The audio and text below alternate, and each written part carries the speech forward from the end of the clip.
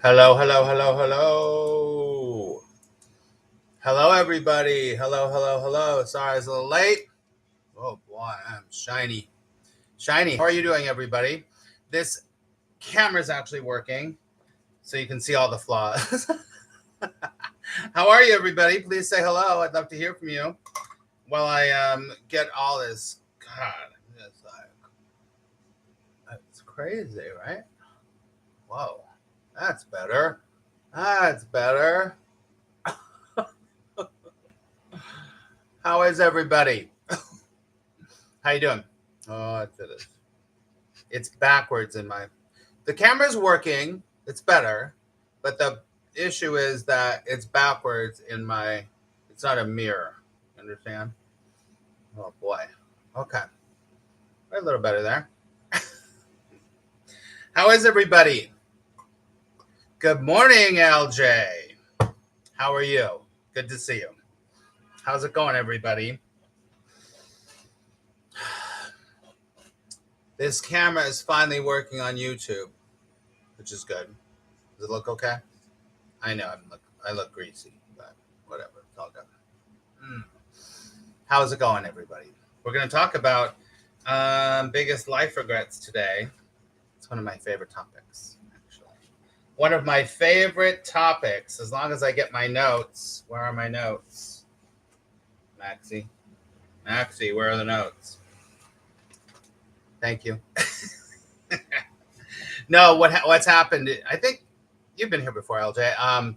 The camera was not working, so I had to use the integrated camera, and it's just not good. It's not good.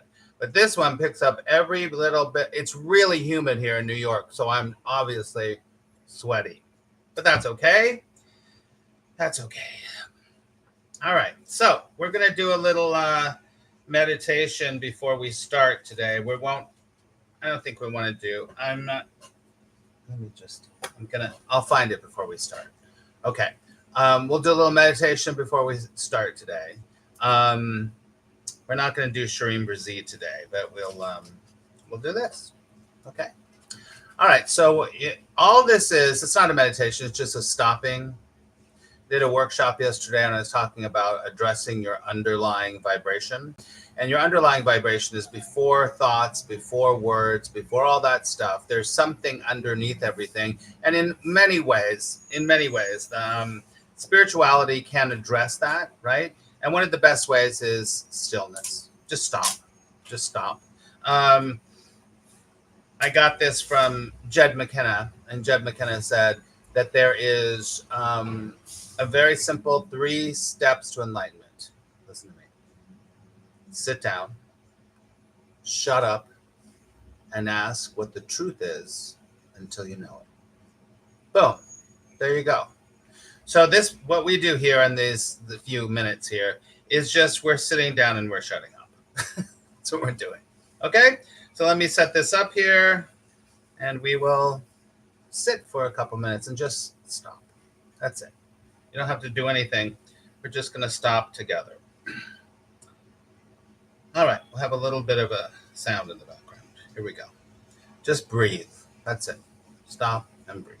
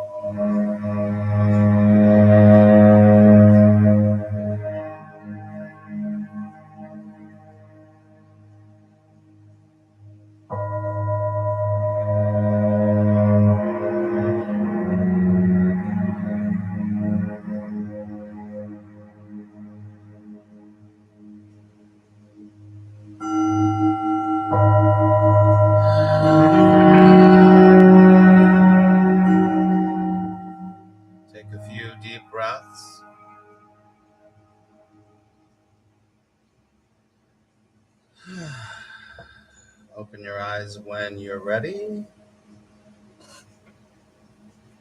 All right, friends. Good to see you, everyone. Happy Wednesday. Happy Wednesday. Great to have you here. Found it. There we go. That's it. Okay.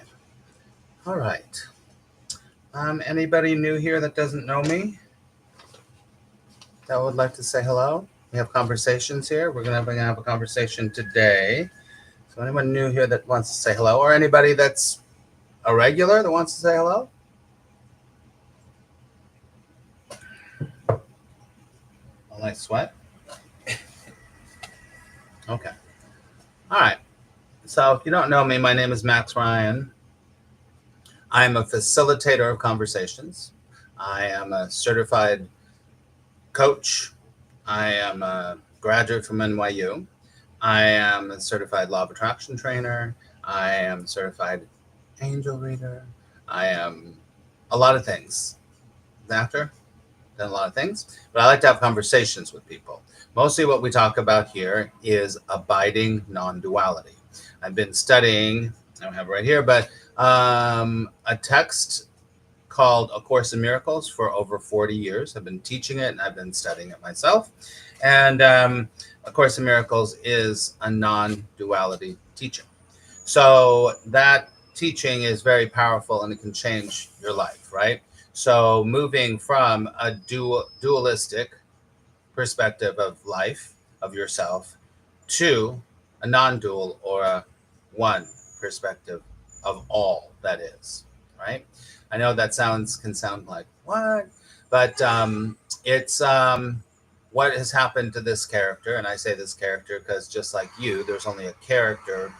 There's a character sitting there watching me right now.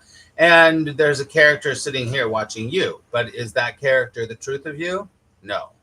That's not the truth. That's not the truth. That's the character. That's the fiction. That's a whole bunch of compiled stories, which is fine, that creates the lens through which you see everything. The experience through which you see everything is the story and the character that most separated selves believe that they are, right? So today we're going to talk about living while dying in the dualistic model that seems to be happening in the illusion. We're going to talk about that. We're going to talk about end of life regrets. And it's really powerful and it's really beautiful, actually. So we're going to talk about that today. And hello, Sean. 4 p.m. in Spain, just tuning in while you run errands. Awesome. Very good, Sean. So let me just tell you this. This is something that I've done quite a few times in my career. I've gone over these regrets, end of life regrets, because there's so much to learn from them. If you don't know that there's something called memento mori. Memento mori is I'd say it's a philosophy, but it's an ancient Greek way of looking at life by accepting death. Most of you have probably understood that concept before, but it's been around a long time. And it's not just accepting death. It's really having death be a best friend to you, having death stand by your side, having death be in every moment. Why would the ancient Greeks and many others encourage the separated self to accept death? Why would they do that? Well, of course, there's an obvious reason, and the obvious reason is so that you can begin to let go of fear. Begin to let go of fear, because every fear, if you trace it all the way back, every fear is a fear of death. Right? Because we believe, the separated self believes we're a body. Just like I was saying, the character believes it's a body. So it's running around trying to save the body all the time. Eat the right thing, do the right thing, get the right shelter, do all that stuff. There's nothing wrong with anything I'm talking about. But there is this unconscious pushing against death constantly, even in the most mild way. So when we look at people who are staring death straight in the face, and we find out what their regrets are or what their wishes were about their life, we can learn a lot about memoriam mori, about being friends with death. It is the most freeing thing. It's the most freeing thing you could ever do, really. And then you get what the Course would say and what many other philosophies or spirituality would say is that you're not a body, that you are spirit. But that's a very interpretive thing also. But the main thing is that you're not a body. Epicurus said that the root of all, that's right, is the fear of death. Exactly. That Epicurus knew what he was talking about, Sean. That's exactly right. And so the fear of death is traced back to everything. And if you think about it for 5 seconds, any fear that you have is always a fear of death. So there's 5 of these here, and I just wanted to go over them and talk about them and share what you think about them. And I think that I don't think they're in any particular order at all, but they're good. They're good. So we're gonna once again. This is a conversation. So thank you for the thumbs up, everyone. That really helps the algorithm, so that more people can find this content. So here we go. It's in no particular order, and we have a conversation here. So thank you, Sean. Thank you, LJ, for getting in the chat and talking, because I don't really love lecturing, but I like to start conversations. So let's go to the first one here. The very first one here on this list, it doesn't matter, is I wish I'd had the courage to live true to myself and not the life others expected of me. Let me say it again.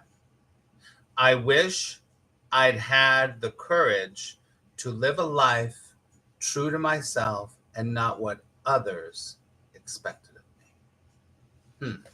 So remember, we're talking about, these are the 5 top regrets from people that have been, hundreds and hundreds of people that have been, I don't even know, it's studied, that are facing death. They're about to cross over, right?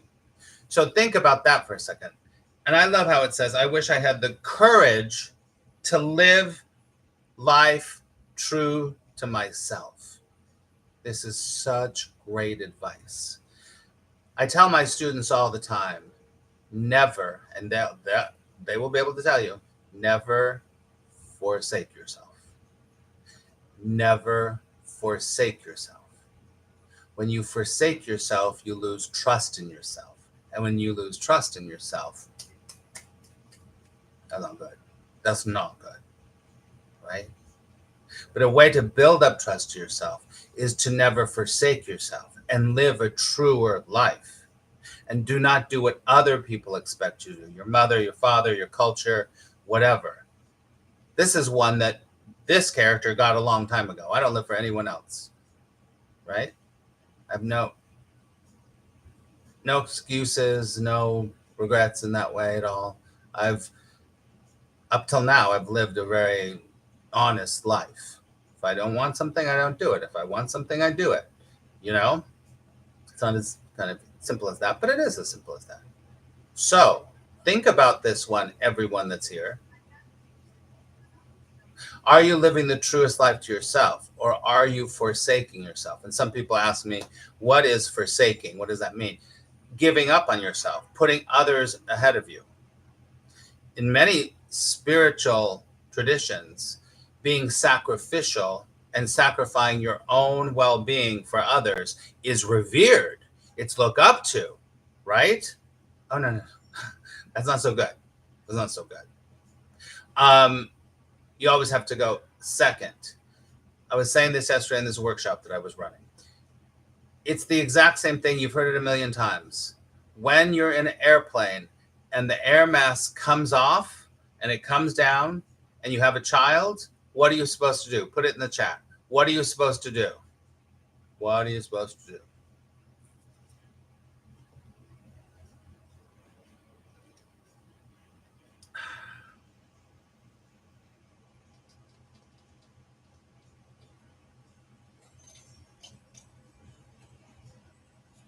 Sorry, thank you, Sean. In an airplane, in turbulence, and the oxygen mask comes down, and you have a kid, what are you supposed to do? Mask up the adult first. Put the mask on yourself first. Thank you. So you're supposed to put the mask on yourself first. This is not forsaking yourself because you're no good. You've heard this a million times, but this is always a good reminder. You're no good for anyone else. You're not. If you're continually placating and putting yourself last, putting yourself second, third, fourth, and this is not at all about being egotistical or selfish. That is not what it's about. This is about allowing yourself to have your existence, right? Many people are forsaking themselves every day in a million different ways. When they stay in relationships they don't really want to stay in. When they leave relationships, but they really wanted to fight it out, right? This is just easy little things. When they stay in jobs that they know they're done with, they don't want to, but they stay because of the what? The paycheck, right? There's nothing wrong with what I'm saying. I'm just trying to point out to you how people forsake themselves all the time, right? Sometimes it is so deep within the subconscious you don't even know you're forsaking yourself, and it might be because you were told a long time ago something, and now you're like, oh, of course I don't eat eggs. Eggs are poison. I don't know what it is, but your mother used to say that all the time, and you don't even know why. But you're forsaking yourself. So think about where you're forsaking yourself. Where are you not allowing your true nature to come out? Your likes, your dislikes, your proclivities, right? What do you want to do? What you don't want to do? Truly, not what other people think, right? So that's number one. Sean says a similar analogy is throwing a raft to a drowning person rather than swimming over to help, because that's right. That's exactly right, Sean. Thank you for your participation. I really appreciate that. Okay, so that's number one. I'm going to read it again. I wish I'd had the courage to live a life true to myself and not the life others expected of me, right? So get rid of that. Don't do that anymore. Okay, let's go to number two. Number two is, this is so good. You ready? Oh, let me see. Marcus says, hi from Seattle. Thank you. Happened to be live. So nice to meet you, Marcus. So nice to meet you. Listen, I got 50 million videos on here. So yeah, so nice to have you. Okay, the next one is, I wish I didn't work so hard. That's a good one. Many people are workaholics. Now, this is what I think. When you're involved in your vocation and it's turning you on and you're like, yeah, this is so great, and you're writing and you're whatever, I'm just thinking, I'm writing, I'm teaching, I'm sharing, I might be working hard, but it's such a flow that it's coming through, right? It's not about that kind of work.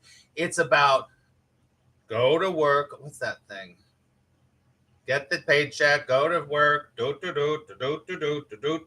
do. People use work as an escape from their life too. That's for sure.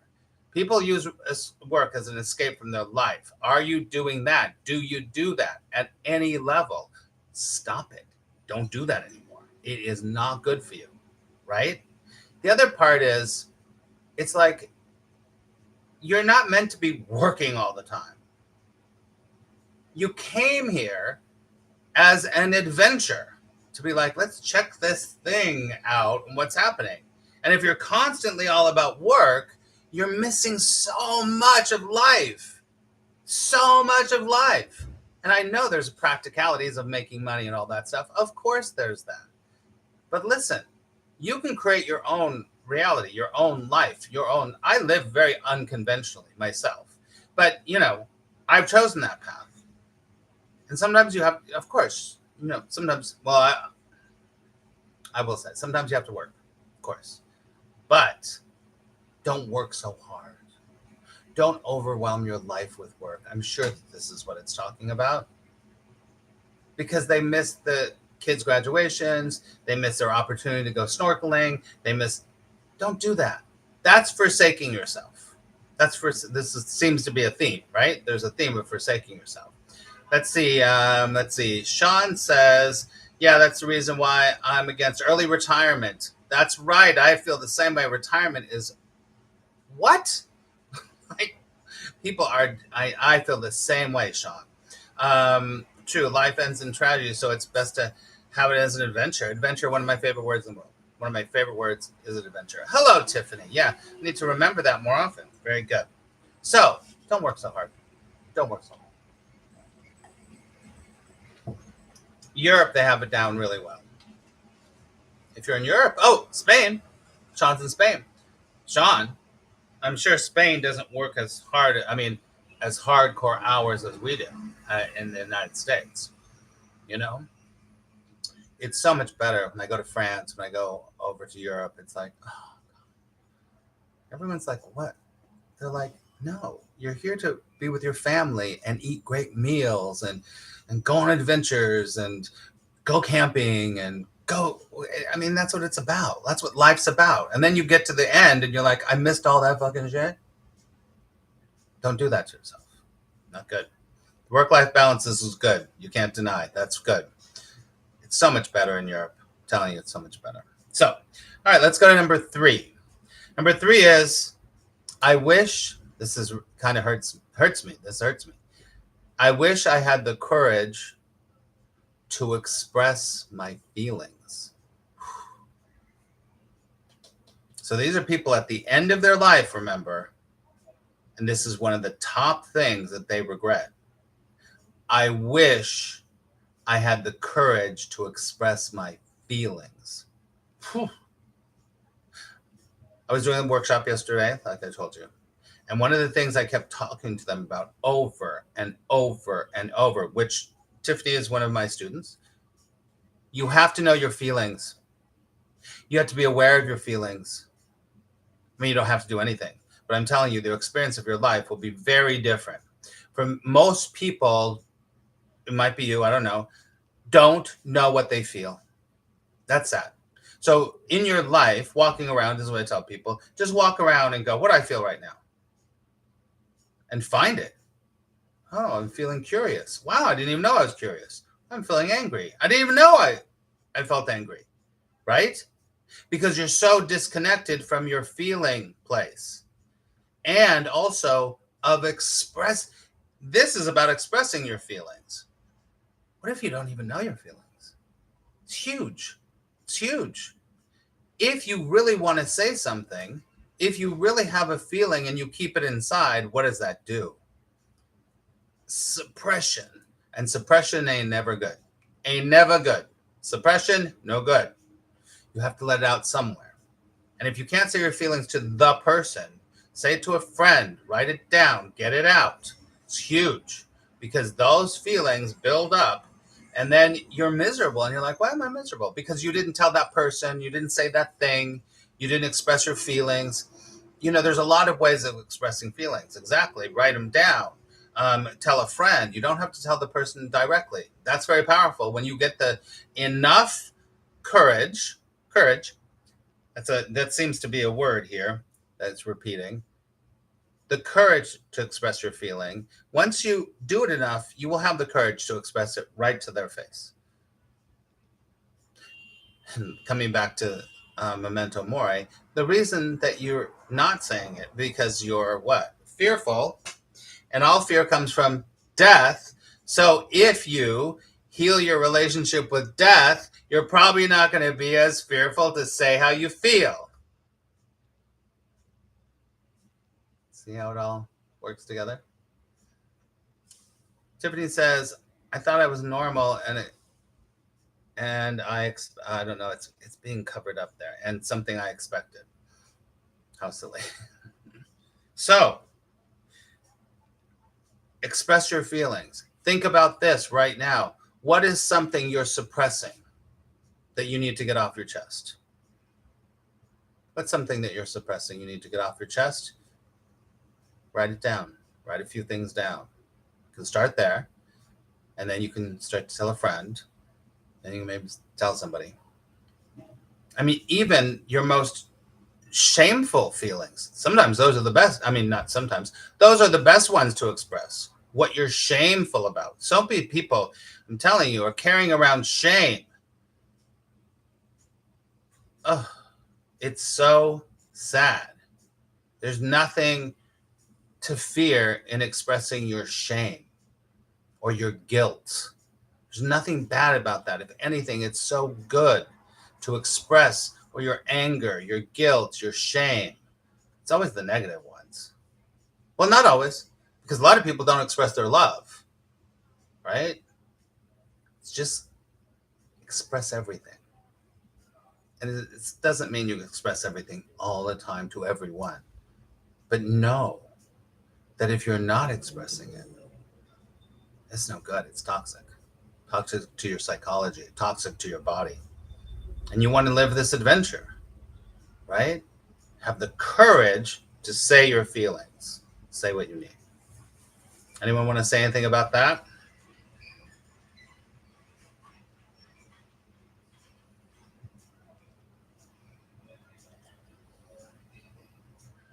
Should shut this window. It's so bright. Let me do that in a second. It's so bright over there. Hold on.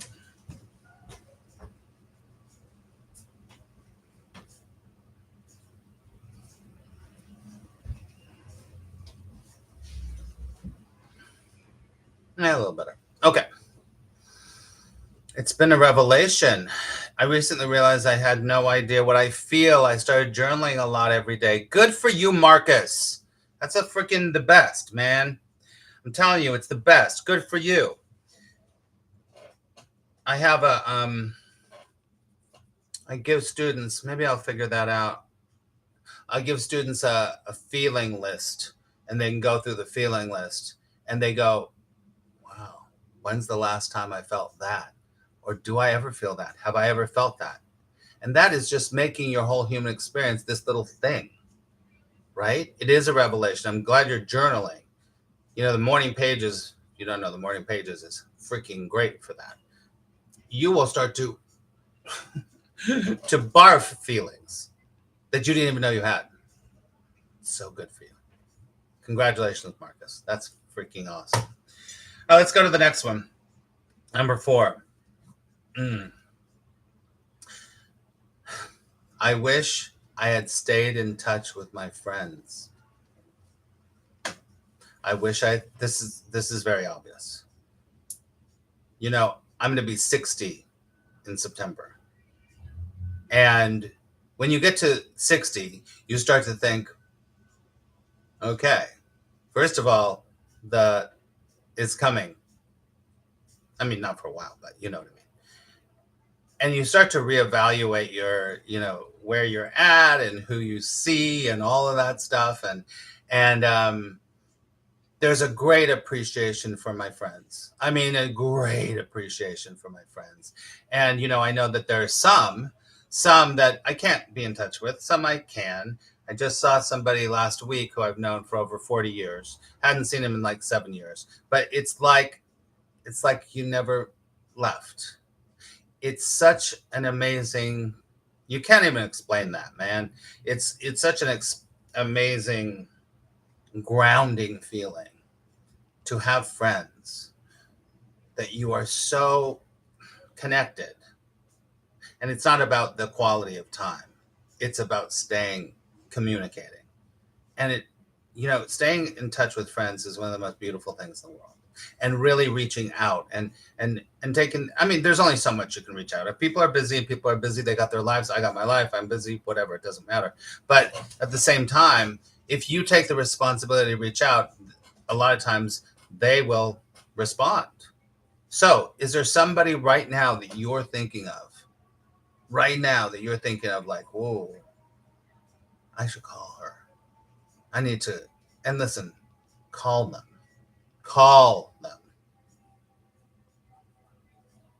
It makes a big difference. Sean says, I forsake myself at times when I think of the achievements of great artists and people of the past. But of course, this is of course it is, Sean. That's called comparing. You know, the incredible writer Wallace Wattles, who wrote The Science of Getting Rich, he says, you have to get rid of the idea of competition, but instead replace it with creation. Competition, no. Creation, yes. Right? Makes sense. So stay in touch with your friends. Is there someone you need to reach out to? Someone that's been on your mind that you're like, oh, I'd like to hear from Lisa. And then you're like, forget all about it. If they pop into your mind, call them or communicate with them in some way. They pop in your mind. To me, I've chosen this story. I think if they pop in my mind,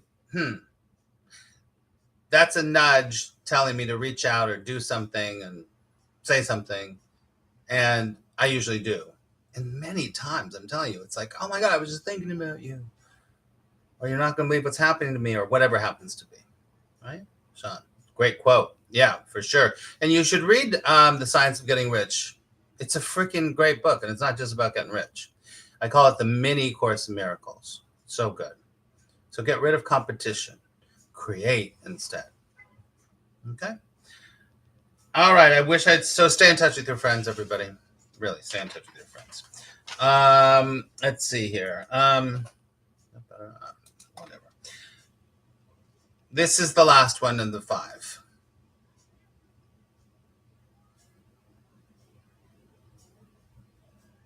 I know. It's an excellent book. You can even get free PDF copies online of Science of Getting Rich. Okay, here we go. Here's the last one. And it's not my favorite, but it's so good. This might be one of the hardest ones for most people, too. I wish I had let myself be happier. I wish I would have let myself be happier.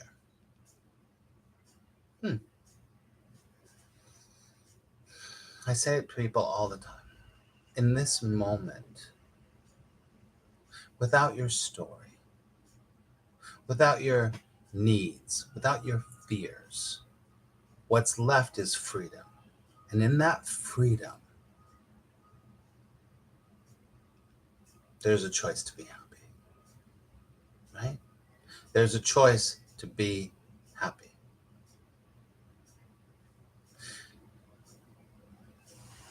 But it's usually you're in your own way. I'll be happy once I lose the weight. I'll be happy once I'm spiritually awoken. I'll be happy once they do this. I'll be happy once. Someday my prince will come somewhere over the rainbow. No. If you're not happy now, guess what? The odds of you being happy later aren't so good. Happiness is not in the future. It's happening as you're looking at me in this moment. There's an option here. There's an option. So I wish I had let myself, and I like that wording, let myself. And it's almost beyond a choice. Happiness, flow, unconditional love is all there is. But we've got so much shit in front of it that we can't even see it. Sean, you look damn good for 60. Thank you. Thanks, Sean. I was going to show you something. This is a great book, and it reminds me of it. If you've never read this book, probably haven't. This is a great book. It's very simple, and it's called Choose to Be Happy by Swami Chantananda. It's very good. Here, let's grab something out of this book and see. Read it, just because I feel like it.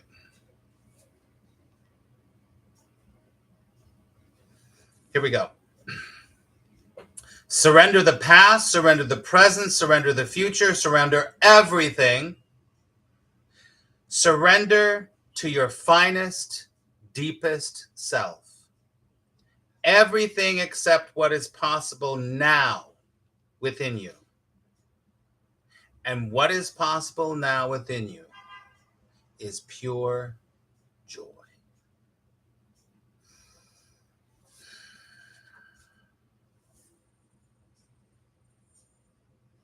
That's so funny.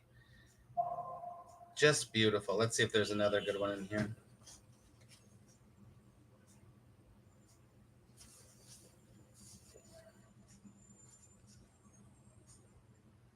This is a good one. This is a great book. If you can find it, I don't know if it's being printed. Let's see, Marcus says, I have to get ready for work, but I wanted to say thank you for your recent videos describing duality as comparison and how defensiveness isn't needed because there's no self to protect. That is awesome, Marcus. Thank you very much. I'm glad. If anyone is interested in working with me, you can go to maxryan.net. We've got a lot of things going on. I have a book you can get. Writing my second book right now. If you'd like to, on my Substack, I write articles every week. I made a commitment, 1 year of articles, and next week will be 52 weeks. So there's a lot of articles on Substack. maxryan.substack.com. Okay? Thank you, Marcus. All right, have a good day at work. Okay, let me just say this. If you really give love when it's both hard and easy, then everything promotes your growth, your freedom, or your sense of happiness and your well-being. Everything promotes your sense of self. From this vantage point, self-improvement becomes a non-existent issue, because if your essence has no problem, what are you going to improve exactly?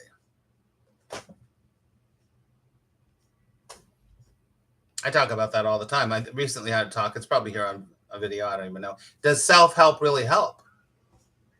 Well, it might help, but what are you trying to do? The Course in Miracles says your problem is you think you have a problem, and that's your problem.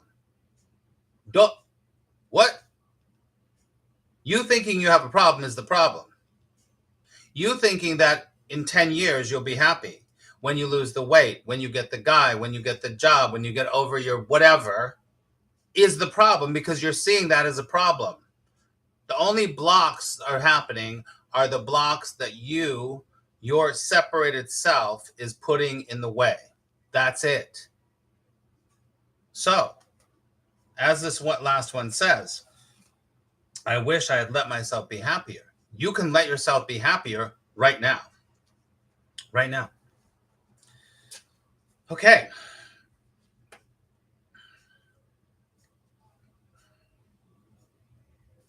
We're going to end with this quote of this book. Infinite uncertainty is the ultimate reality. Fighting that fact is precisely what leads to unhappiness and suffering. Let me say it again. Infinite uncertainty is ultimate reality. Fighting that fact is precisely what leads to unhappiness and suffering. Infinite uncertainty is ultimate reality. You have no control. So stop trying to get control, because it's making you miserable. Or maybe not you, but some other people. All right. Anyone want to say anything before we wrap up? Once again, thank you for being here. And you can share this out. And you can hit the thumbs up. I really appreciate that. I'll be on Insight Timer on Friday and Saturday. I'll be back here on Wednesday for sure. I'm thinking about doing more here, which is great. You've all been wonderful. If you want to find out more about supporting my work, you could actually give a donation right now if you choose to. There's some really great people that have been giving donations. So thank you so much. I appreciate it. This is what I do for a living. It's not my side gig. I've got a lot of other side gigs, but this is what I do. And if whatever I'm saying or whatever I do hits a nerve or blows your skirt up, then and you'd like to subscribe, I'd really appreciate that. And I appreciate every single one of you. All right. Okay. Just stop for 1 second so that if anyone wants to say anything, and then we'll say bye-bye. Sean says, I can't imagine how Hollywood actors feel when they have no control over the hits or flops and they really heavily public approval. Hard life. Yeah, I am an actor. I'm a trained actor. Yeah. It's very, very difficult. It's tough. I don't do it. I was acting. I just acted anyway. But it's when you realize you're just doing it to share a message. The amount of people that actually make a living, a real living at acting is so small. It's so small. It's tiny. Tiny. Yeah. That's why you have to do it. You know, whatever you do it because you love it. You do it because it blows your skirt up. It makes you feel good, whatever it happens to be. Right? All right, everybody. Thanks so much for being here. I'll be back next Wednesday for sure. Maybe I'll figure out some other time to come back here. If more people show up, then I'll come back here more and we'll do more on here. But otherwise, I'll be on Insight Timer. I'm going to do this same thing on Insight Timer. So, but you can come back over there and visit us there. Okay? All right, everybody. Have a wonderful rest of your day. Thank you, Sean. Thank you, everyone. Thank you, Marcus. Thank you. Who else? Hold on. Marcus.